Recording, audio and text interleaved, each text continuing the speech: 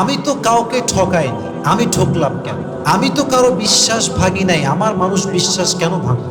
আমি তো কারোর সঙ্গে প্রতারণা করি না, তাহলে মানুষ আমাকে কেন প্রতারণা করবে? প্রশ্ন আছে না নাই?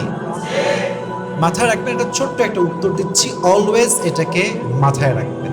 যদি আপনি কাউকে না ঠকিয়ে নিজে ঠকে যান, যদি আপনি আপনার পুরো এন্টায়ার লাইফে কাউকে কষ্ট দেন নাই, কারো আঘাত করেন নাই, কারোর সঙ্গে আপনি প্রতারণার ফাঁদ কখনো পাতেন নাই, তবুও আপনি বারবার বিশ্বাসঘাতকতার শিকার হয়েছেন, বারবার মানুষ আপনার সঙ্গে বেইমানি করেছে, মাথায় রাখবেন এটা হচ্ছে আল্লাহ তাআলার পক্ষ থেকে একটা পরীক্ষা, একটা এক্সাম।